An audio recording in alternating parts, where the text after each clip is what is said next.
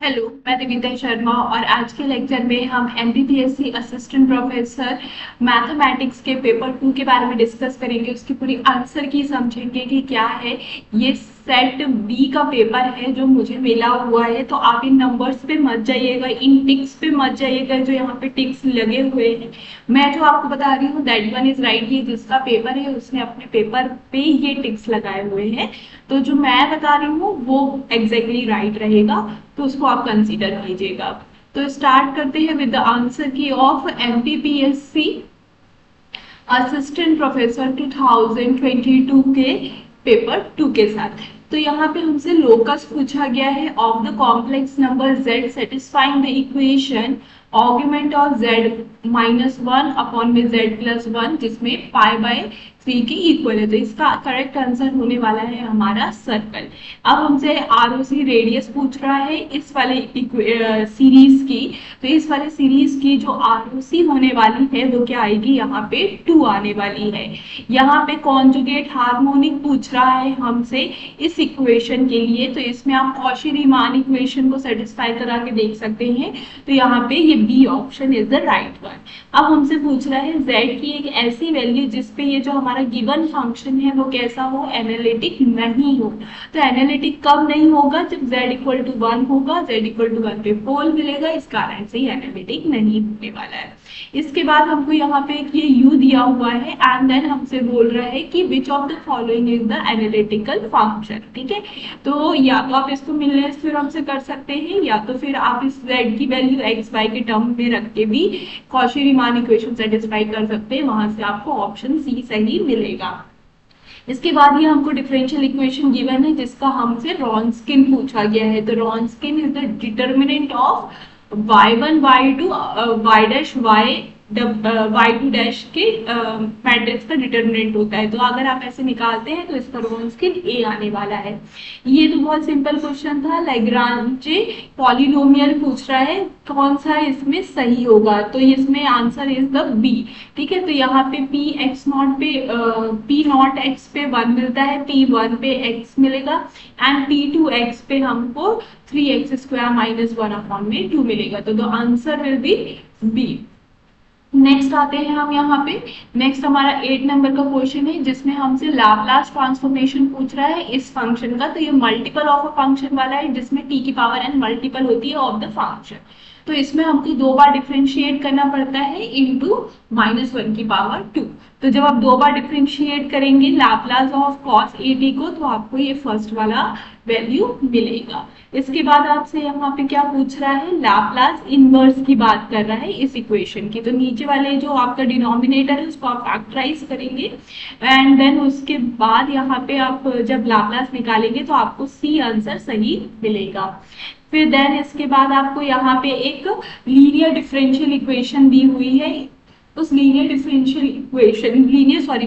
Differential equation दी हुई है, इसका आपको सॉल्यूशन फाइंड करना है। तो आप यहाँ पे लैग्रांजे जो मेथड होती है, लैग्रांजे मल्टीप्लायर वाला जो मेथड होता है, उससे आप जब करेंगे तो आपको यहाँ बी ऑप्शन सही मिलेगा। अब आपसे जनरेटर पूछ रहा है ऑफ ऑर्डर 60, तो आप 560 निकालेंगे, उसकी जो वैल्यू होगी वो जनरेटर होगी, दैट इज द 16। यहाँ पे आपसे क्लास इक्वेशन पूछ रहा है इस टाइप के ऑर्डर की। तो जो यहाँ पे 15 है ये हमेशा ही क्या होता है, अबेलियन होता है, जिसके कारण से ये क्लास इक्वेशन नहीं दे पाएगा। तो जो 1 है और जो 2 है वो सही है, जिस कारण से ऑप्शन 1 और 3 सही है, जिस कारण से ऑप्शन डी आपका करेक्ट हो जाता है। यहाँ पे आपके पास एक ग्रुप है जिसकी ऑर्डर 2p है, आपको नॉर्मल सब ग्रुप की ऑर्डर बतानी है। तो नॉर्मल सब ग्रुप की ऑर्डर p होगी, जिस कारण से जो इंडेक्स है 2 आएगा, और इंडेक्स 2 वाला जो भी सब ग्रुप होता है वो हमेशा नॉर्मल होता है। Therefore the answer is D. Now आपके पास इस ऑर्डर का एक ग्रुप है जिसका आपको 3 साइलो सब ग्रुप बनाना है। तो जब आप इसको फैक्टराइज करेंगे तो आपको यहाँ पे 3 की पावर 3 मिलेगा एंड सम कोई अदर प्राइम नंबर्स मिलेंगे। तो यहाँ पे 3 की पावर 3 का मतलब हो गया यहाँ पे 27। 27, तो जो 3 साइड है उसकी ऑर्डर 27 हो जाएगी। ठीक है, नेक्स्ट हम आ जाते हैं 15 नंबर के क्वेश्चन में। विच of the following statement is wrong. इसमें ये बात ध्यान रखनी है कि हमसे रॉन्ग पूछ रहा है। ठीक है, तो इसका ऑप्शन नंबर ए सही हो जाएगा, क्योंकि ये बोल रहा है एक ऐसी कम्यूटेटिव रिंग जिसके पास यूनिटी है और वो फील्ड है, और वो फील्ड तभी होगी if it has a proper ideal. तो हमको पता होना चाहिए जो फील्ड होती है उसके पास कोई भी प्रॉपर आइडियल नहीं होते। फील्ड के आइडियल या तो फील्ड खुद होता है या तो सिंगलस्टन सेट की होता है, ट्रिवियल वाला। ठीक है, तो दो ही इसके पास आइडियल होते हैं जो कि इम्प्रॉपर आइडियल होते हैं। देयरफॉर फील्ड के पास कभी प्रॉपर आइडियल नहीं होता है। Therefore the option number A is मतलब यहाँ पे रॉन्ग, तो रॉन्ग हमसे पूछा था इसलिए हम इसको टिक करेंगे। ठीक है, now the second 16th one, हमारे पास एक एम क्लोज प्रॉपर सब स्पेस है, किसका, नॉन लीनियर स्पेस एन का। अब हमको यहाँ पे ए और ये सारी कंडीशन घुमाने के लिए दी गई है। एक हमारे पास यहाँ पे प्रॉपर्टी है the supremum of x minus x naught upon में द नॉर्म ऑफ एक्स, ये x A is equal to में 1। तो जब आप उसको थोड़ा सा सॉल्व करेंगे है ना, तो आपको मिलेगा कि ऑप्शन नंबर बी सही है। क्यों? क्योंकि वो जो प्रॉपर्टी है वो हमसे ये कहती है कि इन दोनों की वैल्यूज क्या होनी चाहिए, ये जो वैल्यूज है सेम होनी चाहिए, और कोई भी ऑप्शन में ये वैल्यूज दोनों ही की सेम नहीं दिख रही है, सिर्फ इसी ऑप्शन में दिख रही है। Therefore the B option is correct. Now हमसे श्वार्ट्ज इनइक्वालिटी पूछा है, तो श्वार्ट्ज इनइक्वालिटी इसी तरीके से लेस देन के साथ इनटू पे आती है, तो option number A is correct. अब ये वाले ऑप्शन के लिए मैं थोड़ी सी डाउटफुल हूँ, मतलब मैं 100% आपसे नहीं बोलूंगी कि इसका आंसर क्या होता है, बट मेरा ऐसा मानना है कि इसका आंसर 0 होना चाहिए। बिकॉज यहाँ पे आपके पास क्या है, दो वेक्टर्स हैं या फिर दो एलिमेंट्स हैं जो कि कहाँ से आ रहे हैं, हिल्बर्ट स्पेस से आ रहे हैं, और इनके बीच का डिस्टेंस हमको बताना है। सिंस ये ऑर्थोनॉर्मल सेट है, तो ऑर्थोनॉर्मल की प्रॉपर्टी ये कहती है कि इन दोनों का जब भी कोई दो different elements of a set का अगर आप मतलब डिस्टेंस फाइंड करते हैं, मतलब नॉर्म फाइंड करते हैं, तो वो हमेशा की क्या आ जाता है, 0 आना चाहिए, है ना। और जब खुद से खुद का करते हैं तो 1 आना चाहिए। तो therefore the option must be 0, but इसके लिए मैं 100% श्योर नहीं हूँ।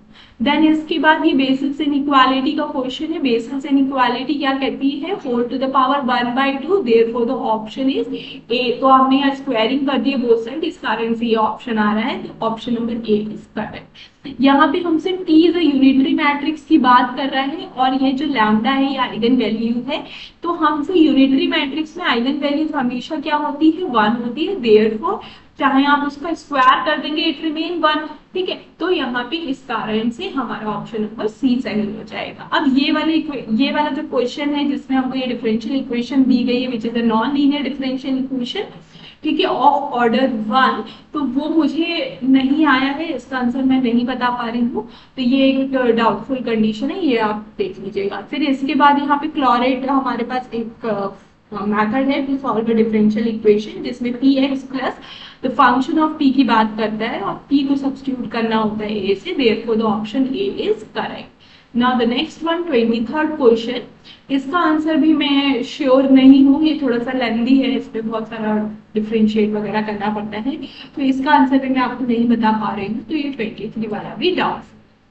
Now the next one is, इसमें हमको पी आई बताना है, particular integral of this second order की डिफरेंशियल इक्वेशन की। तो इसका जो आंसर होगा वो सी हो जाएगा, e की पावर 2x। ठीक है, तो e की पावर 2x, बिकॉज ये 25 को कैंसिल कर रहा था, कुछ ऐसे सॉल्व करके आ रहा है, तो एक बार आप सॉल्व करके देखें तो सी ऑप्शन करेक्ट मिलेगा।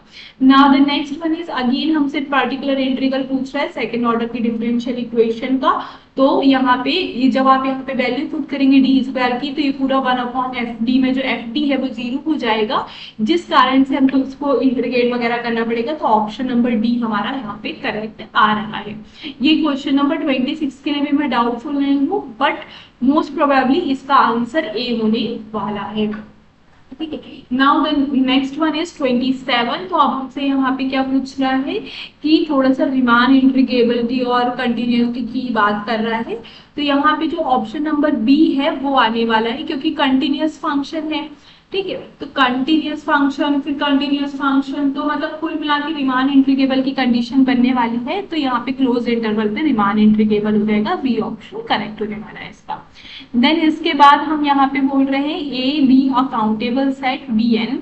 अब यहाँ पे हमारे पास एक ए है जो कि काउंटेबल सेट है, एक बी एन है जो सेट ऑफ एन टपल्स है, और एन टपल्स के अंदर जितने जो ये A1 A2 A3 आ रहे हैं, ये कहाँ से आ रहे हैं, ए से आ रहे हैं। ठीक है, तो इसका मतलब ये है कि जब हम यहाँ पे A1 A2 A3 जो हम ले रहे हैं वो सब कैसे है, हमारे काउंटेबल्स है। तो countable collection of a countable set की यहाँ पे बात कर रहा है, बट यहाँ पे need not to be a distinct की भी बात कर रहा है कि डिस्टिंक्ट नहीं होगा। तो अगर हम ऐसा देखेंगे countable Cartesian product of a countable set is countable, तो इस कारण से काउंटेबल होना चाहिए, बट अभी भी मैं इस बारे में श्योर थोड़ी सी नहीं हूँ, तो ये वाला क्वेश्चन भी थोड़ा सा डाउटफुल है। ठीक है, बट मोस्ट प्रोबेबली इसका आंसर काउंटेबल होने वाला है। Now the subsequential limit of a sequence Pn in a matrix space is always closed subset। ठीक है, तो ये हमेशा क्लोज सबसेट बन जाएगी, बिकॉज डिराइव्ड सेट वाला केस कुछ कॉन्सेप्ट क्रिएट होने वाला है, जिस कारण से यहाँ पे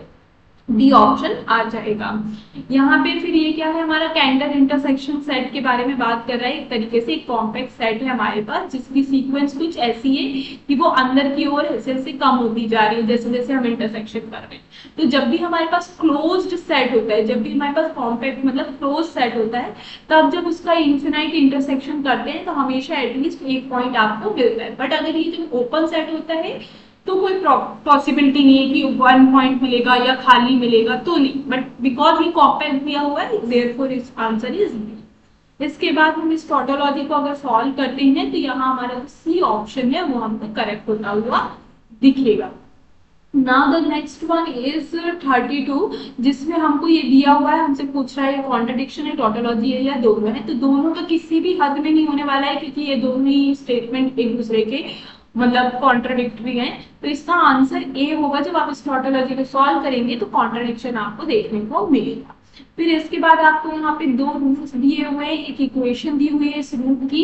आपसे पूछ रहा है कि इन दोनों सच दैट इन दोनों का प्लस भी 0 है, तो आपको बताना है यहाँ कौन सा रिलेशन मतलब अराइज हो रहा है for the coefficient of x.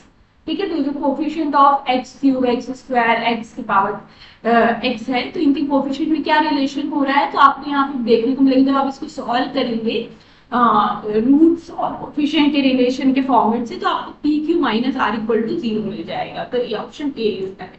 ये सिंपल हमारे पास क्या है, ट्रिग्नोमेट्रिक आइडेंटिटी है, हाइपरबोलिक की, इस बात का ध्यान रखेंगे। तो यहाँ पे ऑप्शन नंबर बी सही हो जाएगा। इसके बाद ये वाला केस भी मैं थोड़ा सा डाउटफुल हूँ, मैं इसका आंसर आपको बता ही नहीं पाऊंगी। तो 35 जो क्वेश्चन है वो भी हमारा कैसा है, डाउटफुल है। ठीक है, इसके बाद ये 36 भी हमारे लिए डाउटफुल है, हमको बताना है इसमें से कौन सा नॉन लीनियर स्पेस नहीं है, तो ये भी अपन नहीं बता पा रहे हैं। ठीक है, फिर every finite dimension non linear space is a Banach, तो ये सही बात है। और जितने भी जो भी बनाफ होते हैं वो फाइनाइट डायमेंशन स्पेस होते हैं, ऐसा जरूरी नहीं, इनफिनाइट डायमेंशनल का भी हमारे पास बना के स्पेस होता है। Therefore the option A is correct, only A is true. इसके बाद देखिए जो अभी हमारे पास क्वेश्चन आया था बेसल इनइक्वालिटी का, तो वो बेसल इनइक्वालिटी यहाँ पे फिर से लिखी हुई है और इसी के बेसिस पे हमको कॉची इनइक्वालिटी बतानी है। तो ये जो हमारा बी ऑप्शन है ये सही हो जाएगा। Now the next one is हमारे पास क्या है, यहाँ पे एक नॉन लीनियर स्पेस दिए हुए हैं दो, और एक मैपिंग दी हुई है जो कि बाउंडेड लीनियर ऑपरेटर है। हमको यहाँ पे बताना है कौन सा ऑप्शन सही होगा, तो option number A is correct. Dual space बताना है हमको, तो इसका डुअल स्पेस ये सी होगा, L1 नॉर्म 1। ठीक है, तो इसका डुअल स्पेस ये होगा। नाउ अब हमारे पास देखिए यहाँ पे एक ट्रिक पार्ट था, ये इक्वेशन ये जो हमको दिया हुआ है फंक्शन, इसकी हमको लिमिट निकालनी थी x टेंड्स टू 0। जनरली हमारी हैबिट होती है and tend to infinity, and tend to 0 की निकालने की, तो कंफ्यूज नहीं होना है। यहाँ पे n जो है वो हमारा मेयरली अ कांस्टेंट, तो n हमारा एक कांस्टेंट जैसे बिहेव कर रहा है और लिमिट x पे लग रही है, देयरफॉर जो इसकी लिमिट आने वाली है वो क्या आएगी, n आएगी। फिर इसके बाद हमको यहाँ पे एक फंक्शन दिया है, मैक्सिमम मिनिमा किस केस में होगा ये हमको बताना है। तो जब भी r लेस देन 0 होता है ठीक है, कंडीशन चेक करने के बाद जब आर, जो सेकंड कंडीशन है, जब आर हमारा लेस देन 0 होता है उस पॉइंट पे फंक्शन को मैक्सिमा मिलता है, therefore the option C is correct. ये सिंपली हमारे पास क्या है, एक गामा फंक्शन की बीटा गामा रिलेशन या बीटा गामा जो चैप्टर है उसमें एक गामा की एक प्रॉपर्टी होती है जो कि हमसे कहती है कि पाई अपॉन साइन एन पाई हमारा इसका आंसर होगा।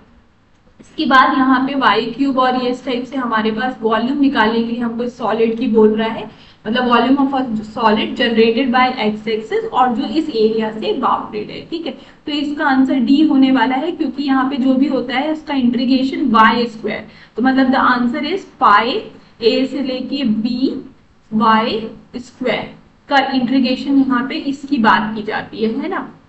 तो जब आप इस तरीके से करेंगे तो इसका आंसर डी आ जाएगा, therefore the option B is correct. यहाँ पे हमको बताना था विच इज नॉट ट्रू, ठीक है, कभी भी ट्रू नहीं होगा। तो देखिए यहाँ पे ये खाली खाली सा दिख रहा है, तो यहाँ पे क्या कहते हैं, टोटल डेरिवेटिव वाला जो कंसेप्ट है वो लगा सकते हैं, बट यहाँ पे भी वैल्यू होनी चाहिए थी D Y, therefore the option B is wrong. तो ये हमारा करेक्ट हो जाएगा क्योंकि हमको रॉन्ग ही बनाना है। नाउ ऑप्शन क्वेश्चन नंबर 46, इसमें भी हमको इनर प्रोडक्ट दिया हुआ है, इनर प्रोडक्ट स्पेस दिया हुआ है और दो वेक्टर दिए हैं। तो इनर प्रोडक्ट स्पेस में दो वेक्टर के लिए क्या पॉसिबिलिटीज अराइज होती है, तो देखिए हमेशा लेस देन तो होगा ही, तो ये इसमें ग्रेटर है, इसमें ग्रेटर है, तो ये भी गलत, ये भी गलत, यहाँ लेस देन होगा और दोनों में ही नॉर्म होगा, तो इस कारण से ऑप्शन नंबर सी सही हो जाएगा। यहाँ पे नॉर्म की कंडीशन वही दी हुई है डी में, तो ये गलत हो जाएगा। इसके बाद हमने यहाँ पे मतलब दो वेक्टर्स है हमारे पास और उनका जब प्लस करते हैं और जब उनका माइनस करते हैं तो वो दोनों एक दूसरे से ऑर्थोगोनल है। तो वो ऑर्थोगोनल तभी होंगे जब उनकी नॉर्म की वैल्यू एक दूसरे की इक्वल आएगी। तो ऑर्थोनॉर्मल कब होगी, जब वैल्यू इक्वल होगी। तो जब हम प्रोडक्ट वगैरह करेंगे तो हमारा आंसर फिर ऑर्थोगोनल के हिसाब से 0 आ जाएगा। तो ये तभी पॉसिबल है जब ये दोनों का नॉर्म इक्वल होगा। ये सिंपली हमारा मैट्रिक्स रिप्रेजेंटेशन था ऑफ अ क्वाड्रेटिक इक्वेशन। तो जनरल क्वाड्रेटिक फॉर्म का हमारा मैट्रिक्स रिप्रेजेंटेशन है, इसका हमारा जो आंसर है वो बी सही होने वाला है। ठीक है, अब बताना है हमको कि हमारे पास एक क्वाड्रेटिक नॉर्मल फॉर्म है, वो कुछ इस तरीके से दिया है। तो आप क्या कर सकते हैं, इसको जिस तरीके से इसमें मैट्रिक्स रिप्रेजेंटेशन किया है इस तरीके से आप इसका भी मैट्रिक्स रिप्रेजेंटेशन करेंगे तो आपको एक डायगोनल मैट्रिक्स मिलेगी ऑफ डायगोनल आइडेंटिटी मैट्रिक्स मिलेगी, तो जिसकी आइगन वैल्यू 1 1 1 है, सभी पॉजिटिव है, therefore the option A is correct. ठीक है, इसके बाद आपको यहाँ पे एक मैपिंग दी हुई है जो कि लीनियर ट्रांसफॉर्मेशन है। ठीक है, और ये मैपिंग इन्वर्टिबल भी है, इसका मतलब इसका इनवर्स भी एग्जिस्ट कर रहा है। और ये जो मैपिंग है वो कुछ इस तरीके से होती है, तो जब हम इसका इनवर्स निकालेंगे तो ये ए वाला मैट्रिक्स आएगा, ए वाला बनेगा u1 minus u2, u2 minus u3, u3। ठीक है, तो ये इसका आंसर ऑप्शन ए बनने वाला है। यहाँ पे ये बहुत बेसिक सा था बट बहुत मतलब अच्छे से अगर आप देख पा रहे हैं तो आप कर पाएंगे। तो इसका ऑप्शन नंबर ए करेक्ट हो जाएगा, बिकॉज यहाँ पे जो इक्वेशन नंबर 1 तो ये सेट है तो कंटेन करेगा। ठीक है, फिर यहाँ पे फोर्थ, तो फोर्थ में क्या है, जो 1 एलिमेंट है तो एलिमेंट बिलोंग करता है। फिर यहाँ पे जो लास्ट वाला है तो 5 अगेन हमारे पास एक सेट होता है, एम्प्टी सेट होता है, तो वो भी हमेशा कंटेन करता है, तो इस कारण से ये गलत होता है, ये सही हो जाएगा। तो option number A is correct. ठीक है, नाउ क्वेश्चन नंबर 52 अब हमसे क्या बोल रहा है कि ए B a set of a first 10 natural number. हमारे पास फर्स्ट 10 नेचुरल नंबर का सेट है ए, तो इसका मतलब है जो इसका डोमेन है और कोडोमेन है ये दोनों ही हमारी क्या है यहाँ पे, क्योंकि रिलेशन फाइंड करना है और डोमेन और कोडोमेन दोनों ही हमारी set of a natural number है। ठीक है, और हमको ऐसे नेचुरल नंबर चूज करने हैं जो इस इक्वेशन को क्या कर रहे होंगे, सेटिस्फाई कर रहे होंगे। तो इक्वेशन को सेटिस्फाई तो हमारा ये बी ऑप्शन भी कर रहा है, डी ऑप्शन भी कर रहा है, बट बिकॉज हमारा जो डोमेन है वो नेचुरल नंबर का है इसलिए ऑप्शन नंबर डी सही हो जाएगा, because 0 is not a natural number. अब ये थोड़ा सा ट्रिकी बट बहुत इजी क्वेश्चन था हमारा 53 वाला, जिसमें हमको 1 factorial plus 2 factorial plus 3 factorial finite numbers की सीरीज थी हमारे पास। इसमें हमको बताना था जब ये 8 से डिवाइड होगी तो इसका रिमाइंडर क्या आएगा। बिकॉज डिवाइड जो है वो जो प्लस के साथ लीनियरिटी प्रॉपर्टी होल्ड करेगा, तो हम क्या कर सकते हैं 1 फैक्टोरियल निकाल के 8 से डिवाइड कर सकते हैं, फिर इस बार 2 फैक्टोरियल निकाल के 8 से डिवाइड करेंगे, 3 फैक्टोरियल निकाल के 8 से डिवाइड करेंगे एंड सो ऑन, और उसको भी प्लस कर लेंगे तो वही आंसर आएगा जो सबको प्लस करके डिवाइड करने पे आने वाला था। ठीक है, तो यहाँ पे 1 प्लस 2 फैक्टोरियल प्लस 3 फैक्टोरियल तक करेंगे तो वैल्यू मिलेगी। जैसे ही आप 4 फैक्टोरियल से ऑनवर्ड्स मूव करेंगे तो आपको रिमाइंडर 0 मिल जाएगा। तो जब आप इसको प्लस करेंगे you will get the value 9। Again जब आप इसको मतलब 8 से डिवाइड करेंगे you will get the value 1। Therefore the option B is correct. अब हमको बताना था कौन सा कम्यूटेटिव नहीं है, तो ये by default by nature Z मतलब ये Z4 जैसा है, तो ये हमारा क्या हो जाएगा, अबेलियन हो जाएगा। इसमें भी ए बी को चेंज करेंगे तो कम्यूटेटिव है, इसमें भी ए बी को चेंज करते हैं, रोल चेंज करेंगे तो कम्यूटेटिव है। Therefore the option D is correct. यहाँ पे आप इसमें रोल चेंज करेंगे तो वैल्यूज चेंज हो जाएंगे, चेक कर सकते हैं। ठीक है, ये एक स्टैंडर्ड मतलब रिजल्ट है जहाँ पे a की पावर 5e के बराबर है, मतलब जो इसकी ऑर्डर है वो 5 है, because 5 is a prime number. तो लीस्ट नंबर है जो e दे रहा है, और यहाँ पे हमको b बोला है, वो भी आइडेंटिटी नहीं है। और ये इक्वेशन होल्ड करते हुए हमको बताना है b का ऑर्डर क्या है। तो b का ऑर्डर यहाँ पे क्या आने वाला है, 31 आने वाला है। स्टैंडर्ड रिजल्ट है, क्योंकि अगर आप पेपर में करने बैठेंगे, बिकॉज 31 एक बहुत बड़ी वैल्यूज है और जब आप इसको सॉल्व करेंगे तो बहुत लेंथी पड़ता है। तो ये एक स्टैंडर्ड रिजल्ट है, आप इसको मेमोराइज कर सकते हैं। तो 31 इसका आंसर। अब देखिए ये बहुत सिंपल है, काफी लोग पढ़ के भी आए होंगे। तो इसमें क्या है कि बस थोड़ा सा लैंग्वेज को अगर समझ पा रहे हैं तो आप आंसर सही से लगा पाएंगे। आपको बताना है मॉडिफाई ऑयलर्स थ्योरम जो है और जो हमारे पास नॉर्मल जो पहले ऑयलर्स थ्योरम थी, उन दोनों में जो न्यूमेरिकल एनालिसिस का टॉपिक है, तो उन दोनों में क्या डिफरेंस है। ऐसा हमने क्या किया कि हम मॉडिफाई ऑयलर्स थ्योरम लगा रहे हैं, नॉर्मल ऑयलर्स थ्योरम हम नहीं लगा रहे हैं। इसी क्या जरूरत पड़ी कि हमको उसको मॉडिफाई ऑयलर्स थ्योरम बनानी पड़ी। तो हमने उसमें साइज तो रिड्यूस किया नहीं है। ऑयलर थ्योरम का मॉडिफिकेशन में साइज रिड्यूस नहीं होता है, एच से कोई भी खिड़काड़ नहीं होता। जो एच ऑयलर्स में होता है वही सेम एच आप मॉडिफाई ऑयलर्स थ्योरम में भी लेते हैं। ठीक है, फिर इसके बाद increasing the order of accuracy. हाँ, हम यहाँ पे क्या कर रहे हैं, एक्यूरेसी जो है वो इंक्रीज कर रहे हैं by using the modified Euler's method. ठीक है, इससे जो पॉइंट वैल्यू है, जो इंक्रीज वो जो एरर पॉसिबिलिटी है वो रिड्यूस हो जाती है। तो यहाँ पे ये बी ऑप्शन इज करेक्ट। ठीक है, control step size, again step size में हम कोई भी खिलवाड़ नहीं कर रहे, तो ये वाला ऑप्शन भी गलत हो जाएगा। और यहाँ पे हम एवरेज निकालते हैं, बट एक्स का एवरेज निकालते हैं, एक्स की वैल्यू का, फंक्शन का एवरेज नहीं निकाल रहे होते हैं। इस कारण से ऑप्शन नंबर डी भी गलत हो जाएगा, तो सिर्फ बी ही सही है हमारा। ठीक है, बाइजेक्शन मेथड जो है हमारे न्यूमेरिकल एनालिसिस, उसका कन्वर्जेंस हमेशा लीनियर होता है। ठीक है, इसके बाद हमारा जो ये सीकेंड मेथड है, सीकेंड मेथड का जो फॉर्मूला है वो हमारा कुछ इस तरीके से ही आता है। तो ये हमारा ऑप्शन नंबर डी सही हो जाएगा। तो ये तो सीधे सीधे फॉर्मूला बेस्ड है, तो ये इजी है, डायरेक्ट कर सकते हैं। Now the 51th question, Picard method हमको दिखानी थी। तो पिकार्ड मेथड कौन सी वाली होगी, तो ये ऑप्शन नंबर ए करेक्ट हो जाएगा हमारा। ऑप्शन नंबर हाँ, बिकॉज देखिए यहाँ पे ये भी सेम है, ये भी सेम है, यहाँ पे भी प्लस का साइन है, यहाँ पे भी प्लस का साइन है। द डिफरेंस इज कि ये जो लिमिट लगी हुई है, तो यहाँ x नॉट से x पे जाएगी लिमिट, ना कि x से x नॉट पे जाएगी। तो इसलिए ये ऑप्शन गलत होता है और ऑप्शन ए सही होता है, बाकी तो गलत है ही। फिर इसके बाद मिलनेस प्रिडिक्टर फॉर्मूला हमको बताना है कि क्या होता है। तो मिलनेस प्रिडिक्टर फॉर्मूला ये बी ऑप्शन सही हो जाएगा। यहाँ प्लस का साइन होता है, 4/3 होता है, एंड ये दोनों तो हमारा इसमें सेम दिया ही हुआ था, तो बिकॉज ऑफ दिस तो ये हमारा बी ऑप्शन करेक्ट हो जाएगा। इसके बाद ये सिंपल एक रिजल्ट है हमारे पास ग्राफ थ्योरी के अंदर, तो उसके अकॉर्डिंग क्या होगा, जो इसकी वैल्यू होगी वो क्या हो जाती है, हमारी 2 हो जाती है। तो सी ऑप्शन करेक्ट। अब ए जो लैम्डा है वो आइगन वैल्यू है ए मैट्रिक्स का, तो ए इनवर्स किसका आइगन वैल्यू होगा, ऑब्वियस ही बात है A inverse sorry lambda inverse किसका आइगन वैल्यू होगा, ए इनवर्स मैट्रिक्स का।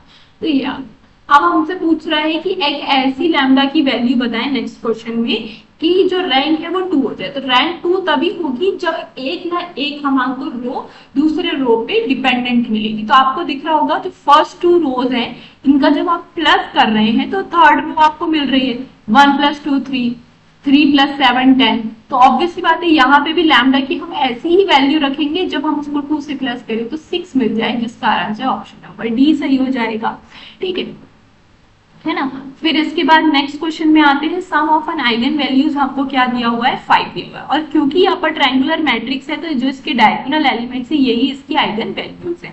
तो हमको क्या बोल रहा है, जब हम इसका सम कर रहे हैं तो 5 के इक्वल है, तो यहाँ पे लैम्डा की वैल्यू हमको क्या रखनी पड़ेगी, -1 रखनी पड़ेगी, तभी इनकी जो सम वैल्यू है हो जाएगी 5 आएगी। तो -1 बी ऑप्शन इज करेक्ट। यहाँ पे हमसे पूछ रहा है ये क्या है, ये टोटोलॉजी है, कॉन्ट्रडिक्शन है, ये नल ऑफ दिस।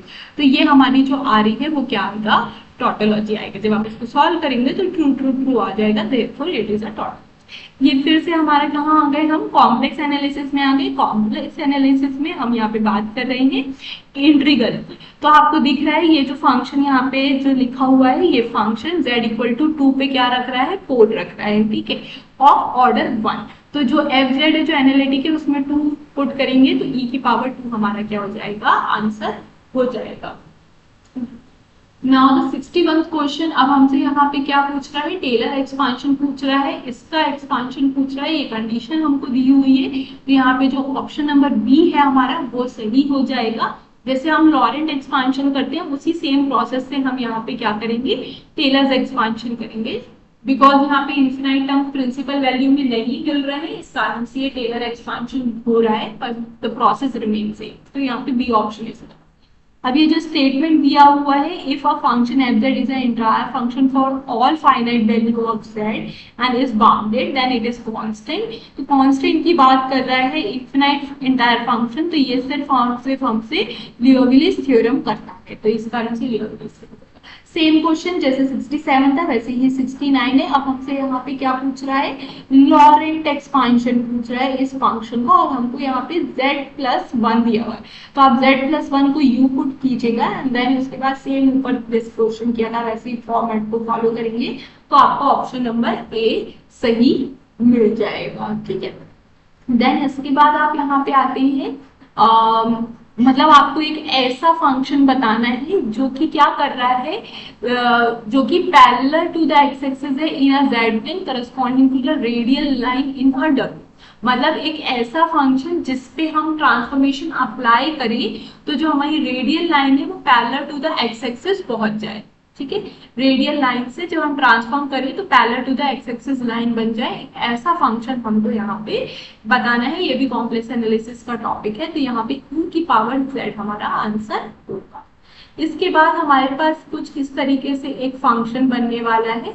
इस फंक्शन का हमको क्या करना है, एरिया बताना है। तो ये जो फंक्शन है वो कुछ इस तरीके से बन के आता है और इस फंक्शन का हमको क्या करना है, एरिया बताना है, एरिया। तो इसका आंसर होगा 3πa²/8, ठीक है। इसको प्रॉपर सॉल्व भी कर सकते हैं बट इसका आंसर ये कुछ स्टैंडर्ड फंक्शन हैं, कुछ मेमोराइज ही करने पड़ेंगे आपको।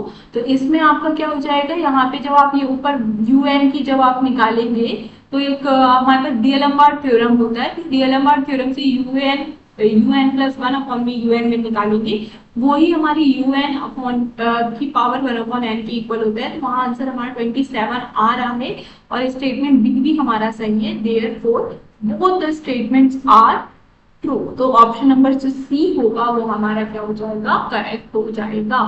होपफुली आप सेटिस्फाई हैं अभी तक जो भी चल रहा है इसमें। अगर आपको कोई पर्टिकुलर क्वेश्चन है जिसके बारे में आपको लग रहा है कि नहीं मैं सही हूँ और आपने जो आंसर की मैं बताया गलत है, तो आप मुझे कमेंट बॉक्स में बता सकते हैं कि ये वाला क्वेश्चन का डिस्क्रिप्शन मुझे बता दीजिए क्या सही है। तो मैं वो डिस्क्रिप्शन आप उसके लिए एक स्पेशल वीडियो बना के वो भी डिस्क्रिप्शन डाल दूंगी पर्टिकुलर ईच क्वेश्चन का। अभी डिस्क्रिप्शन डाल दी तो वीडियो बहुत ज्यादा लेंथी हो जाती, इसलिए अभी सिर्फ अपन आंसर डिस्कस कर रहे हैं। एंड देन अगर आपको कुछ फर्दर डिमांड है कि भाई हमको इनके आंसर के एक्सप्लेनेशन भी दीजिए, देन उसकी एक सेपरेट वीडियो बना देंगे। तो अगर आप कमेंट में बोलते हैं तो बना देंगे। नेक्स्ट क्वेश्चन हमारे पास एक सीरीज दी हुई है, ये इस कन्वर्जेंट किस केस पे ये कन्वर्जेंट होगी, ठीक है। तो ये कुछ इस तरीके से बनेगी, -1/v(n)p। कुछ इस साइड से सीरीज बन रही है, p टेस्ट लगाएंगे यहाँ पे और यहाँ पे दोनों पे, जो कंडीशन कॉमन निकल के आएगी दोनों में दैट इज द आंसर। तो answer number D is correct. Next इसके बाद 1/n² cos nx, ठीक है। तो इसमें आप क्या लगा लीजिए, यहाँ पे अबेल्स थ्योरम जो होता है वो आप लगाएंगे तो आपको यहाँ मिलेगा जो ऑप्शन नंबर ए है वो सही है, एब्सोल्यूट कन्वर्जेंट वाला, ठीक है।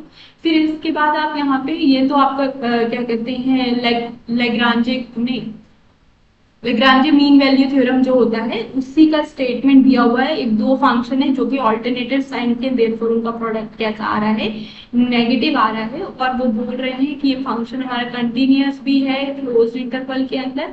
तो आपको बताना है यहाँ पे कि सी पॉइंट किस कंडीशन को होल्ड करेगा, such that F of C is B. तो C must belong to the open interval A से लेके बी। तो लैग्रांज मीन वैल्यू थ्योरम का स्टेटमेंट है लगभग, तो ये वो बी ऑप्शन है। अब ये बोल रहा है कि एक ऑर्थोगोनल मैट्रिक्स है और वो सिमिलर है डायगोनल मैट्रिक्स की, तो उसको क्या होना पड़ेगा, तो उसको स्क्यू सिमेट्रिक मैट्रिक्स होना पड़ेगा, ठीक है। अब बोल रहा है which of the following is incorrect, तो हमको बताना है इनकरेक्ट कौन सा होगा। तो ये जो ऑप्शन नंबर ए है ना, ये इनकरेक्ट। क्यों इनकरेक्ट है, क्योंकि यहाँ जो बी है वो पी ए क्यू है।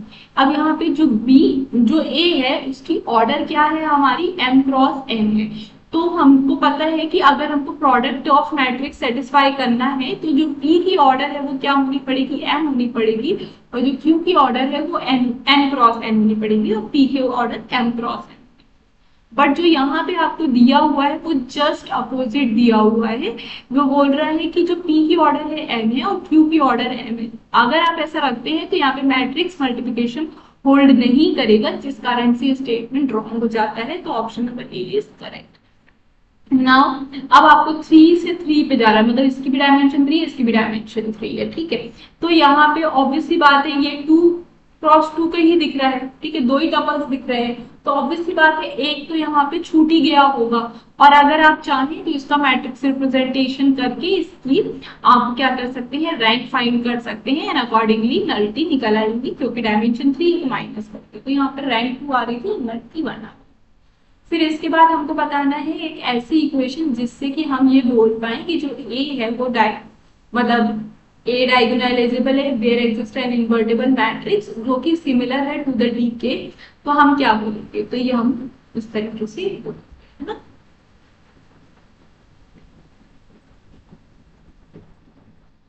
फिर देन यहाँ पे हमारे पास ये थोड़ा ट्रिकी सा क्वेश्चन था। यहाँ पे हमारे पास एक ऑर्थोनॉर्मल बेसिस का सेट है, inner product space B of F में, और हमको ये बीटा के लिए इक्वेशन दी हुई है। तो यहाँ पे ऑप्शन नंबर सी सही होने वाला है, क्योंकि जब आप अल्फा 1 को इस पूरे के साथ मल्टीप्लाई करेंगे, बिकॉज आपको इनर प्रोडक्ट निकालना है, तो आप जब मल्टीप्लाई करेंगे तो सिर्फ अल्फा वन के साथ 1 देगा, जिस कारण से A1 वैल्यू आ जाएगी एंड बाकी सारी वैल्यू 0 हो जाएंगी, बिकॉज आपको ऑर्थोनॉर्मल सेट दिया हुआ है। Therefore the option number C is correct, ठीक है। Now the question number 81। तो 81 में हमको बताना था पीआईडी, ईडी एंड एफडी में क्या रिलेशन है, कौन किसके अंदर कंटेन होता है। तो यहाँ पे जो ऑप्शन नंबर सी है वो हमारा करेक्ट हो जाएगा, क्योंकि यूएफडी के अंदर हमारा पीआईडी होता है, पीआईडी के अंदर हमारा ईडी होता है। तो ये बाहर वाला यूएफडी है, देन सेकेंड वाला पीआईडी है, एंड थर्ड वाला ईडी है, ठीक है। और इसी के अंदर क्या आता है, फील्ड आता है ईडी। तो ये हमारा ऑप्शन नंबर सी इसका करेक्ट हो जाएगा। देन इसके बाद आते हैं हम नंबर 82 क्वेश्चन पे। तो 82 क्वेश्चन में भी हमको नॉट पूछ रहा है कौन इंटीग्रल डोमेन नहीं है। तो इंटीग्रल डोमेन वो नहीं होता है जिसके पास 0 डिवाइजर होता है, और हमने पढ़ा है जब Zn में जब n कंपोजिट नंबर्स होता है तो उसके पास हमेशा 0 डिवाइजर होता है। नहीं तो आप ऐसे भी देख सकते हैं, जब यहाँ पे आप 2 into 3 करेंगे तो आपको 6 मिल जाएगा, ठीक है ना। तो आपको मल्टीप्लाई करेंगे तो 6 मिल जाएगा, जब उसको मल्टीप्लिकेशन मॉडुलो से करेंगे तो रिमाइंडर आपको क्या मिल जाएगा, 0 मिल जाएगा, विच इज अ 0 डिवाइजर, ठीक है। तो इस कारण से ये दोनों 2 and 3 आ रहा है, 0 डिवाइजर ऑफ दिस पूरा जो भी रिंग है हमारा। Therefore the B option is correct, जो कि इंटीग्रल डोमेन नहीं, बाकी सब हमारे पास integral domain. Now which of the following statement is wrong? Again हमसे wrong की बात कर रहा है, तो हमारा जो ऑप्शन नंबर सी है वो wrong हो जाएगा। F फील्ड है तो f ऑफ x कभी भी फील्ड नहीं बनता है, वो हमेशा क्या बनता है, PID बनता है या PIR बनता है। इस कारण से जो ऑप्शन नंबर सी है वो हमारा करेक्ट हो जाएगा। नाउ द क्वेश्चन नंबर 84 हमको बताना है which of the following is irreducible, और वो बिलोंग कर रहा है तो पॉलिनोमियल ऑफ अ इंटीजर के अंदर, ठीक है। तो हम यहाँ पे देख पा रहे हैं कि जो ये जो नीचे वाली इक्वेशन है वो भी हमारी इरेड्यूसेबल है, सॉरी वो भी हमारी इरेड्यूसेबल है, हमको यहाँ रॉन्ग बताना है, ठीक है। तो जो नीचे वाली इक्वेशन है ये भी इररिड्यूसिबल हमारी 3 प्राइम नंबर है इंटीजर के अंदर, तो वो भी हमारा इररिड्यूसिबल है। एंड यहाँ पे ये भी क्या हो जाएगा, जब ऐसा करते हैं तो कॉम्प्लेक्स नंबर के रूट्स आने लगते हैं, तो वो जेड वो इंटीजर के अंदर तो बिलोंग करते नहीं है, तो therefore the equation is irreducible. Therefore जो हमारी बी ऑप्शन है वो ही सही होगा। इसके रूट्स आएंगे आई गेस -3 -2 आ जाएंगे इसके रूट्स, और जो कि इंटीजर के अंदर बिलोंग करते हैं। Therefore the equation is not irreducible. Equation क्या हो गई, रिड्यूस कर गई दो फैक्टर्स में। Therefore option number B. यहाँ पे हमको इसका एक तरीके से डायमेंशन भी बतानी थी और ये आप क्या इंडेक्स बताना था, तो इसका ऑप्शन नंबर 4 सही हो जाएगा। ठीक है, मतलब 4 वैल्यू सही हो जाएगी, ऑप्शन नंबर सी सही हो जाएगा। अगेन हमारे पास पार्शियल डिफरेंशियल इक्वेशन है और ये भी लीनियर पार्शियल डिफरेंशियल इक्वेशन है, तो लैग्रांजे मेथड लगाएंगे, लैग्रांजे ऑक्सिलरी इक्वेशन लिख के इसको सॉल्व करेंगे तो हमारा ऑप्शन नंबर बी आएगा। ठीक है, फिर ये ग्रुपिंग का क्वेश्चन है, पहले वाले मल्टीप्लायर के क्वेश्चन थे। तो next is Charpit auxiliary equation को अगर हम देखते हैं इस वाली इक्वेशन में पुट करके, तो हमारा जो ऑप्शन नंबर बी है वो हमारा सही होगा। ठीक है, now the next one is 88th question.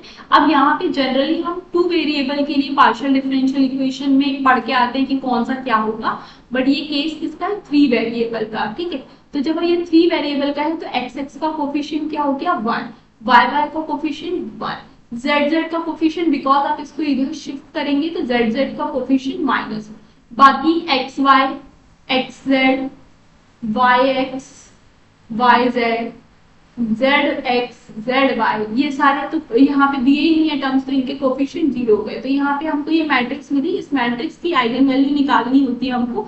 इसकी आइगन वैल्यू 1 1 -1 आ रही है। अगर सभी आइगन वैल्यू सेम होती है तो इलिप्टिक होता है, कोई भी एक 0 होती है तो पैराबोलिक होता है, और एक का भी साइन मिसमैच करता है रिमेनिंग से तो हाइपरबोलिक होता है। Therefore the option D is correct. यहाँ पे जब आप इसी नेक्स्ट हमको एक फिर से एक इक्वेशन दी हुई है non homogeneous partial differential equation की, मतलब हमारे पास ये इक्वेशन है। आपको यहाँ पे CF बताना है, कॉम्प्लीमेंट्री फंक्शन। जब आप ये FD को जब आप यहाँ पे फैक्टराइज करेंगे तो आपको रूट 1 -1 मिलेगा, -1 +1 इस टाइप से 2 रूट्स मिलने वाले हैं। और देखिए यहाँ पे भी ये 2 लिखा हुआ है, यहाँ पे भी ये 2 लिखा है, यहाँ पे भी ये 2 लिखा है, तो यहाँ पे ये जो ऑप्शन नंबर सी है ये आपका करेक्ट हो जाएगा। इस पूरे में 1 -1 की ही बात की हुई है, तो ये ऑप्शन नंबर हमारा क्या कहते हैं सी सही हो जाएगा। Now the next one is match the following, हमको मैच करना था तो 1 वाला है सी से मैच कर रहे हैं, वेव इक्वेशन हमारी बी है एंड बी इक्वेशन हमारी ए है, तो इस कारण से हमारा जो ऑप्शन नंबर ए है वो करेक्ट हो जाता है। ठीक है, ये सिंपल है। आप क्या करेंगे, ए क्रॉस बी मतलब जो कर्ल निकालेंगे ए बी का एंड देन इसका डाइवर्जेंस निकालेंगे तो you will get the value 0, क्योंकि जब आप इस तरीके से निकाल रहे हैं तो आयोटा में कोई भी एक्स की टर्म नहीं आ रही है, जे कैप में कोई भी वाई की टर्म नहीं है, जेड कैप में कोई भी जेड की टर्म नहीं है, तो उसका जब आप डाइवर्जेंस निकालेंगे तो it will give you the value 0, तो ऑप्शन नंबर सी सही हो जाएगा। ये सिंपली आप 1/, में आर का ग्रेडियंट निकालने वाले हैं, तो यहाँ पे ऑप्शन नंबर आपका ए सही हो जाएगा, -r⁻/ में r3। ठीक है, आपको यहाँ पे बताना है which of the following is मतलब which of the following is true. ठीक है, ऑल्टरनेटिव इज ट्रू, तो हमको बताना है कि किसका ऑल्टरनेटिव ट्रू है। तो ट्रू किस लिए, हमारे पास जो ऑप्शन नंबर सी है ये करेक्ट हो जाएगा। बराबर चेक कर लीजिएगा, ये ऑप्शन नंबर सी आपका है। नाउ द 93rd वन, आप यहाँ पे ग्रीन्स थ्योरम लगा सकते हैं और इसको बाउंड कर सकते हैं 0 से 1 एंड 0 से 2, 2 आप इंटीग्रल की वैल्यू निकाल सकते हैं, क्योंकि ये फर्स्ट क्वाड्रेंट की बात कर रहा है, मतलब एक्स एक्सिस ऐसे और ऐसे, ये 2 है और ये 1। तो इस तरीके से ये बाउंडेड है हमारा रीजन। इस रीजन के अंदर इसका हमको क्या करना है, एरिया फाइंड करना है। तो हम ग्रीन थ्योरम का अप्लाई करते हैं तो हमारा आंसर 6 आ जाएगा। 6 इज द आंसर। यहाँ पे सिंपली आपको क्या बोल रहा है, यहाँ पे आपके पास गॉस डाइवर्जेंस थ्योरम के लिए बात कर रहा है, तो गॉस डाइवर्जेंस थ्योरम जब आप लगाएंगे तो आपको यहाँ पे 3 भी आंसर मिल जाएगा। डाइवर्जेंस ऑफ आर 3 होता है एंड वॉल्यूम निकालते हैं तो बी आ जाएगा, 3 भी इज द आंसर। यहाँ पे फिक्स पॉइंट थ्योरम की बात कर रहा है, तो W की जगह पे आप Z पुट कीजिए, इसको सॉल्व कीजिए, you will gate Z ± iota, और इस कारण से ये इलिप्टिक बना रहा है और ए ऑप्शन आपका सही हो जाएगा। इसके बाद 97 क्वेश्चन के लिए binary transformation of the mapping, ये सब हमको दिया हुआ है, जेड डब्ल्यू हमको ये दिया हुआ है। तो हम यहाँ पे चेक कर लेते हैं, जब Z1 पुट करेंगे तो W1 आना चाहिए। तो ऐसा कौन सा फंक्शन है इनमें से जिसमें Z1 पुट करने पे W1 आ रहा है, Z2 पुट करने पे W2 की वैल्यू दे रहा है। तो ऐसा फंक्शन सिर्फ और सिर्फ ये ए फंक्शन है जो इन सभी केसेस को होल्ड कर रहे हैं। Option A is correct. यहाँ पे हमको बताना है कि कितने पोल है यहाँ पे, ठीक है। तो यहाँ पे एक z इक्वल टू 2 पे पोल है, यहाँ पे z इक्वल टू पे plus minus √3 and z equal two plus minus √2 पे पोल है। बट हमारा जो यहाँ पे सर्कल है वो सिर्फ और सिर्फ रेंज रख रहा है 1 रेडियस के फ्रॉम द 0, ठीक है। तो जिसके अंदर √2 भी नहीं आता और जिसके अंदर √3 भी नहीं आता, देयरफॉर इसके पास सिर्फ एक ही पोल है और ऑप्शन नंबर ए आपका करेक्ट हो जाएगा, विच इज एट 0। फिर इसके बाद यहाँ पे ये हमारे पास स्टैंडर्ड कुछ फॉर्मूलेज हैं इंटीग्रेशन के कुछ इन टाइप्स के फंक्शंस के लिए, तो उसको अप्लाई करें रिडक्शन फॉर्मूलेज जो कहते हैं। तो वहां से हमारा option number C 5/6 is the right answer. अब हमारे पास क्या है, एक हमारे पास फंक्शन है जो उसके पास पोल है ऑर्डर n का। अब हम बोल रहे हैं उस फंक्शन को आप फ्लिप कर दीजिए, ठीक है ना। तो जब आप फ्लिप करेंगे तो उसको क्या मिलेगा, तो उसको 0 मिलेगा, m ऑर्डर का 0 मिल जाएगा। पोल है, पोल का रिवर्स करेंगे तो 0 मिल जाएंगे, तो ये 0। तो option number A is correct. Now the next one is 101 question number 101। आपको इसका क्या कहते हैं टेलर एक्सपांशन करना है by using the Taylor's theorem. तो ऑप्शन नंबर सी सही हो जाएगा, बिकॉज यहाँ पे देखो tan इनवर्स x है, यहाँ पे tan इनवर्स 0, तो f of x value put कर दूंगी, ठीक है। फिर इसके बाद जो साइन है वो ऑल्टरनेटिव जाएंगे, बिकॉज जो इसका डिफरेंशिएशन होता है वो ऑल्टरनेटिव साइन के साथ आता है, तो इसलिए हम यहाँ पे क्या करेंगे ऑल्टरनेटिव साइन वाला लेंगे। इस कारण से फर्स्ट वाला हमारा गलत होता है, सेकंड वाला भी यहाँ पे इस वैल्यूज के कारण ही गलत हो जाता है, and third one is right. अब ये तो हम बचपन से पढ़ते आ रहे हैं, point of inflection of A cube, तो यह तो हमको पता है कुछ इस तरीके से जाता है, तो ये पॉइंट ऑफ इन्फ्लेक्शन हो गया at x equal to 0। Then इसके बाद हमको radius of curvature of a Cartesian product वाला फॉर्मूला लगाना है, solve you will get the value b। तो b वैल्यू आपको मिल जाएगी, ठीक है। तो ये डायरेक्ट फॉर्मूला बेस्ड है, इसमें ज्यादा कोई दिमाग है नहीं, आराम से अपने आप कर सकते हैं, वो आ जाएगा। फिर इसके बाद हमारे पास यहाँ पे भी वही रिडक्शन के फाइनाइट वाले के फॉर्मूले हैं, वहीं से आना है। तो इसका ऑप्शन नंबर यहाँ पे सी सही हो जाएगा, 1/4 पाई। देन इसके बाद हमारे पास सेबिक क्यूबिक पैराबोला है जिसकी लेंथ ऑफ आर्क के बारे में हमको बताना है। ये स्टैंडर्ड रिजल्ट है, आप इनको मेमोराइज कर सकते हैं, ये सॉल्व करना भी सीख सकते हैं। इसका ऑप्शन नंबर डी सही है, तो ये ऑप्शन नंबर डी आ जाएगा। देन इसके पास आपके पास यहाँ पे 3 सीरीज हैं, तीनों सीरीज कैसी हैं, कन्वर्ज कर रही हैं ए बी सी में रिस्पेक्टिवली, ये ए में, ये बी में, ये सी में। अब आपके पास सी एन बोल रहा है, जो सी एन है वो कुछ इस तरीके से दिया हुआ है रिवर्सल में, A0 A1 A2 AN, B0 B1 B2 AN। तो रिवर्सल में प्रोडक्ट है, तो ये कहाँ कन्वर्ज करेगा, तो option number C C is equal to AB में कन्वर्ज करेगा। Now the next one is आपके पास ये डिस्क्रीट फंक्शन दिया हुआ है जहाँ x पे 1 और x रैशनल पे 1 एंड x इरेशनल पे 0 आता है, ठीक है। और इसकी जो लिमिट है left hand limit right hand limit भी एग्जिस्ट नहीं कर रही है, तो कंटिन्यूअस तो नहीं हो सकता, यूनिफॉर्म कंटिन्यूअस भी नहीं हो सकता, फर्स्ट काइंड ऑफ भी नहीं हो सकता, क्योंकि वहां पे एग्जिस्ट करती है बट इक्वल नहीं होती। तो ऑप्शन नंबर डी सही हो जाएगा, सेकंड काइंड ऑफ डिसकंटिन्यूटी आ जाएगी। आगे ही लैग्रांजी मीन वैल्यू थ्योरम दिया हुआ है, सिर्फ यहाँ पे अपन F B minus F A पढ़ते हैं या बी माइनस ए पढ़ते हैं, बट अब यहाँ पे उसे फ्लिप करके लिखा है जिससे -1 -1 कॉमन आएगा, कैंसिल हो जाएगा। तो ये फिर से आपका क्या बन जाएगा, लैग्रांजी मीन वैल्यू थ्योरम मिल जाएगा। उसी की कंडीशन दी हुई है कि कंटिन्यूअस है एंड डिफरेंशिएबल है, तो इस कारण से ऑप्शन नंबर डी आपका सही हो जाएगा, ठीक है। अब इस वाले फंक्शन में आपको क्या करना है, सी पे केस बनाना है कि जो सी की वैल्यू है वो मतलब जो ए की वैल्यू है वो सी से डबल होनी चाहिए, ठीक है। तो इसमें कौन सा आएगा, वैसे अगर हम देखें तो हमारा जो ऑप्शन नंबर ए है वो करेक्ट हो रहा है, बट बिकॉज ये इफ एंड ओनली इफ है तो यहाँ पे कुछ वैल्यूज को ये स्किप कर रहा है, इस कारण से इसका कोई भी करेक्ट आंसर आप नहीं बता पाएंगे।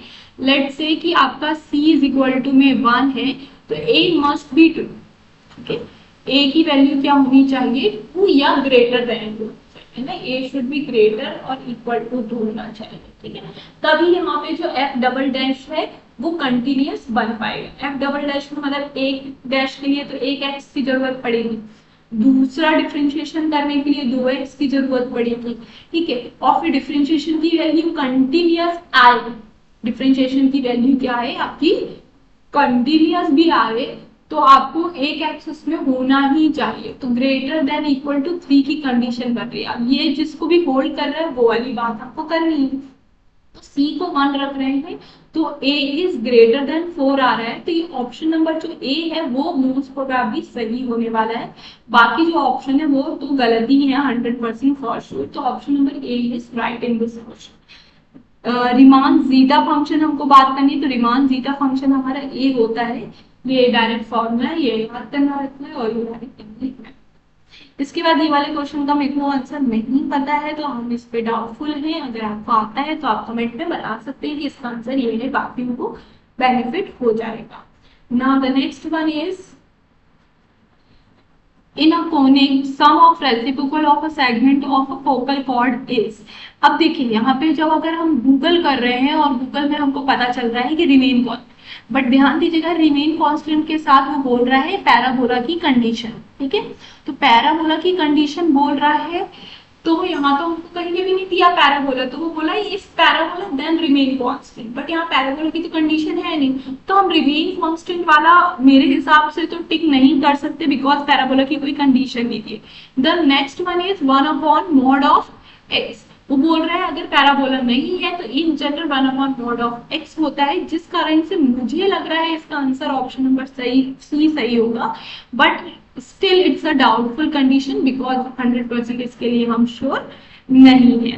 अब ये जो क्वेश्चन नंबर 13 है ये तो मेरे हिसाब से बिल्कुल ही गलत है, क्योंकि यहाँ पे कोई भी वैल्यू इस इक्वेशन को सेटिस्फाई नहीं कर रही है, और अगर ये value coordinate of a centre of conic में लाई करती है तो इस इक्वेशन को सेटिस्फाई करनी चाहिए। तो कोई भी वैल्यू इस इक्वेशन को सेटिस्फाई नहीं कर रही है, देयरफॉर मेरे हिसाब से ये क्वेश्चन नंबर 113 हमारा क्या होगा, रॉन्ग है, इसको डिलीट होना चाहिए।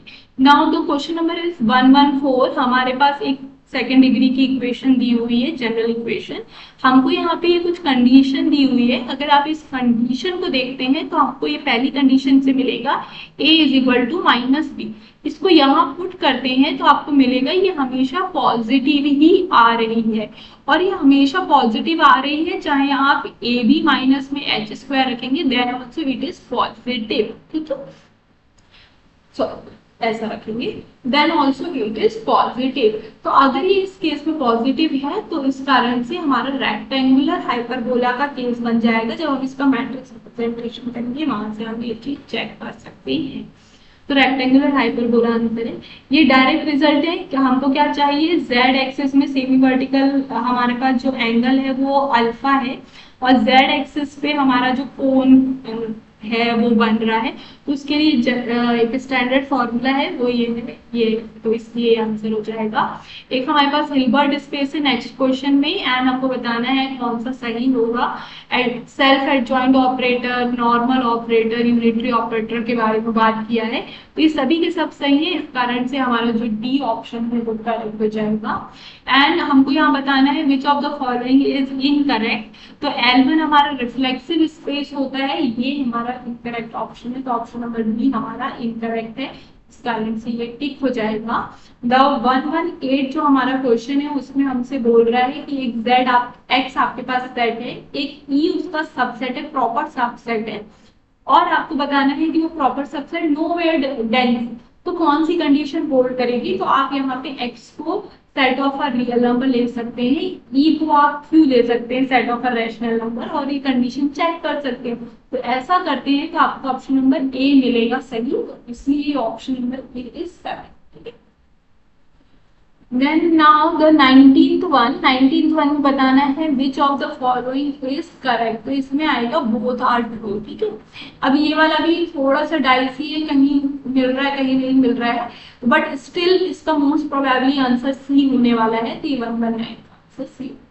तो strong convergence is weaker than the standard convergence and weak convergence is weaker than the strong convergence. तो ये हमको बताना है, तो इसका आंसर बोथ आने वाला है। इसके बाद यहाँ पे भी हमको बताना है, यहाँ पे भी विच of the following is correct. तो हमारे पास दो बना के स्पेस है, टी लीनियर ट्रांसफॉर्मेशन है बी से बी डैश में, T is continuous if and only if it's GT is closed, ठीक है। एंड बना के स्पेस, अगेन हमको बना के स्पेस दिया है पी। अब हमारा पास कंटिन्यूअस ट्रांसफॉर्मेशन है बी से बी डैश पे, then T is open mapping. तो इसमें भी बोथ आने की पॉसिबिलिटी है। ये मैपिंग थ्योरम है, ओपन मैपिंग थ्योरम और क्लोज मैपिंग थ्योरम, तो वहां से आ रहा है। 1 to 1 उनमें रॉन्स्किन की बात किया है, रॉन्स्किन इंडिपेंडेंट। तो जब डिटर्मिनेंट नॉट इक्वल टू, मतलब ऑब्वियसली बात है एल आई एल डी वाला कॉन्सेप्ट है, तो एल आई कब होगा जब डिटर्मिनेंट नॉट इक्वल टू 0 आएगा। तो इस कारण से रॉन्स्किन जब नॉट इक्वल टू 0 होता है तो ये दोनों वेक्टर्स जो भी फंक्शन है ये क्या हो जाते हैं, एल आई हो जाते हैं, ठीक है। फिर इसके बाद हमारे पास यहाँ पे क्वेश्चन सब स्पेस की क्वेश्चन स्पेस की हमको डायमेंशन की बात की गई है, तो इसका ऑप्शन नंबर बी हमारा सही हो जाएगा, ये इसका फॉर्मूला है। नाउ नेक्स्ट हमारे पास दो एस एन टी जो सब स्पेस है, dimension of S plus T की बात की गई है, तो इसके लिए यूनियन वाला dimension of S union T की बात का जो फॉर्मूला होता है वो ही अप्लाई हो जाएगा। तो option number A is correct, the dimension of S plus dimension of T, और जो ओवरलैपिंग है उसको माइनस कर देंगे, तो minus the dimension of S intersection. Now the next one is, आपके पास यहाँ पे एक मैपिंग दी हुई है ए बी से ए जीरो पे आप जा रहे हैं, स्टैंडर्ड बेसिस है। तो 1 0 की जब आप मैपिंग करेंगे तो you will get the answer 1 0, and जब 0 1 की मैपिंग करेंगे you will get the answer 0 0। Therefore the option number A is.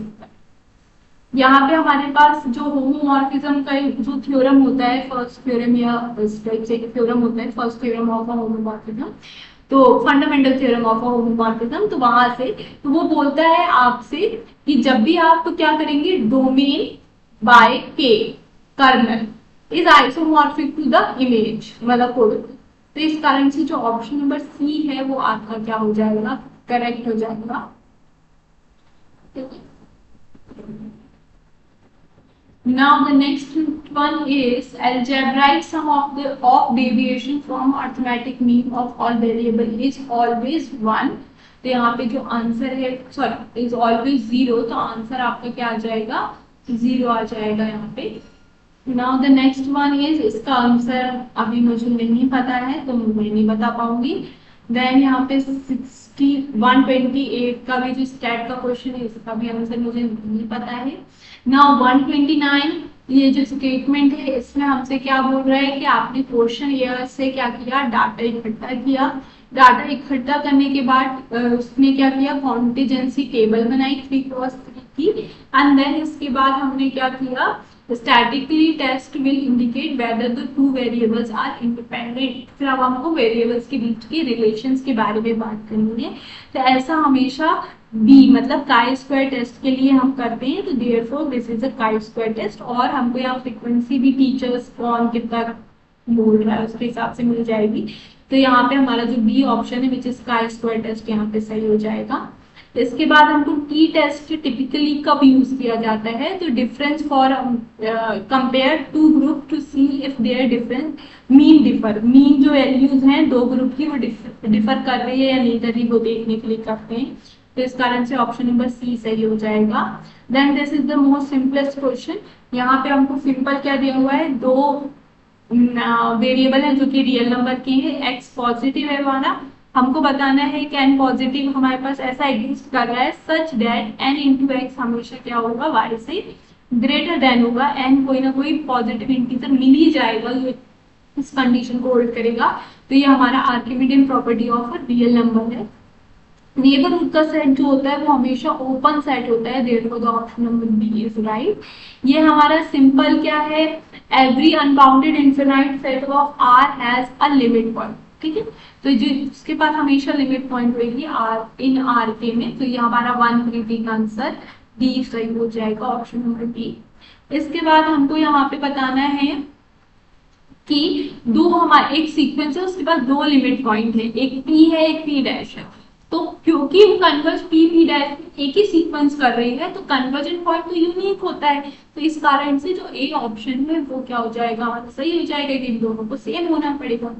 Now हमसे जो 135 क्वेश्चन बोल रहा है, एक सीक्वेंस है आपके पास, ई एन कुछ इस तरीके से कंसिस्ट कर रहे हैं of the point P N plus one such that, मतलब पी एन के बाद वाले जितने पॉइंट है उसको वो ई एन से डिनोट कर रहा है of the sequence P N की सीक्वेंस है। और ये जो सीक्वेंस है वो कॉशी सीक्वेंस है, इफ एंड ओनली इफ जब हम आगे भी जाना चाहेंगे तो वो भी श्रिंक करना चाहिए, टेंडिंग टुवर्ड जीरो मिलना चाहिए। तो इस कारण से ऑप्शन नंबर जो ए है वो आपका क्या हो जाएगा, करेक्ट। रामानुजन नंबर बोल रहा है तो 1729 होता है, सबको पता होता है ये वाली बात। फिर सूत्रा एंड सब सूत्रा इन वैदिक मैथमेटिक्स, तो this option is 8, A is right. 13 सूत्रा है, सॉरी 16 सूत्रास हैं एंड 13 सब सूत्रास हैं, तो ऑप्शन नंबर ए आपका यहाँ पे करेक्ट हो जाएगा। देन इसके बाद आपको बताना है name of the first mathematician who provide the formula to find the area of cyclic quadrilateral, तो इसका ऑप्शन नंबर सी सही है, ब्रह्मगुप्त। नाउ बूलियन फंक्शन की बात कर रहा है तो डिफरेंट बूलियन फंक्शन कितने हैं पॉसिबल हैं, तो यहाँ ऑप्शन नंबर सी 2 की पावर n पॉसिबल्स होते हैं। अब यहाँ पे बोल रहा है ओपन वॉक है जिसमें कोई भी एक वर्टेक्स एक से ज्यादा बार अपीयर नहीं कर रही है, तो इस कारण से ये क्या बन जाएगा, पाथ बन जाएगा। फिर अनोवा कहाँ यूज होता है, what the final procedure step, ठीक है, computation of M value in one way अनुपात, तो फाइनल स्टेप क्या होता है। तो काफी लोग इसका आंसर डी बोल रहे हैं, काफी लोग इसका आंसर सी बोल रहे हैं, तो अभी ये डाइसी है कि इसका आंसर क्या होने वाला है, बट जनरली लोग सी बोल रहे हैं तो मोस्ट प्रोबेबली सी होगा, तो अभी ये थोड़ा सा डाइसी है क्वेश्चन। देन बेस थ्योरम है, ए कंडीशन ऑन बी दिया हुआ है, इसकी प्रोबेबिलिटी किस चीज को रिप्रेजेंट कर रही है, तो ए की प्रोबेबिलिटी जब निकालनी है जब बी ऑलरेडी एग्जिस्ट कर चुका होगा, मतलब बी हो चुका होगा, देन ए उस पर डिपेंड कर रहा है, तो given that B has occurred, तो ऑप्शन नंबर ए करेक्ट हो जाएगा क्योंकि डिपेंडेंसी वाली कंडीशन बेस्ड प्रोबेबिलिटी है, तो यहाँ पे ये वाला ऑप्शन सही है।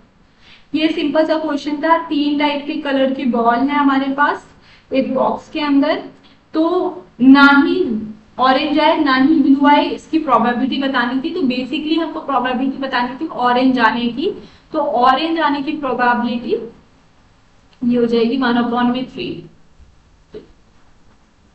7/21 आ रहा था आंसर विच इज 1/3, तो ये 1/3 आंसर होता है। Now the next one is, इसका आंसर भी मुझे नहीं पता है, स्टैट का क्वेश्चन है, ये आंसर मुझे नहीं पता है।